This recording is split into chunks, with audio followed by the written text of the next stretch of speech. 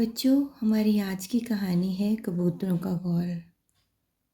ایک جنگل میں ایک پیڑ تھا۔ اس پر بہت سارے کبوتر رہتے تھے۔ ایک دن ایک شکاری جنگل میں آیا۔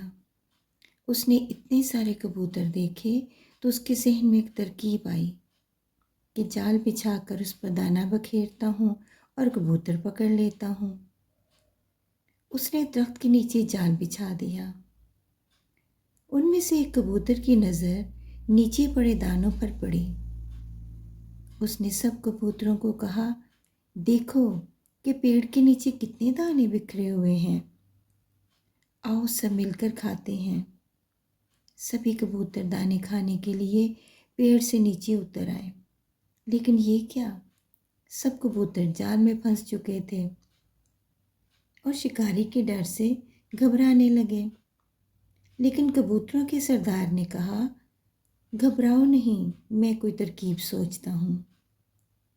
سردار کہنے لگا کہ کیوں نہ ہم سب مل کر زور لگائیں اور جال کو لے اڑیں۔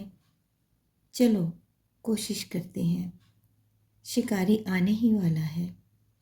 تب سب کبوتروں نے اپنے پورے زور سے اڑنے کا ارادہ کیا اور جال کو لے کر اڑ گئے، اور شکاری دیکھتا ہی رہ گیا۔ تھوڑی دور ہی ایک کھیت میں کبوتروں کے سردار کا دوست چوہا رہتا تھا۔ کبوتر جال سمیت نیچے اتر گئے۔ چوہے نے فوراً ان کا جال کاٹ دیا۔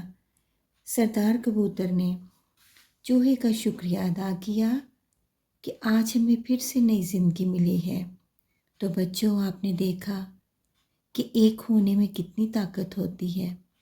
نتیجہ، مل جل کر کام کرنے سے مشکل کام بھی آسان ہو جاتا ہے۔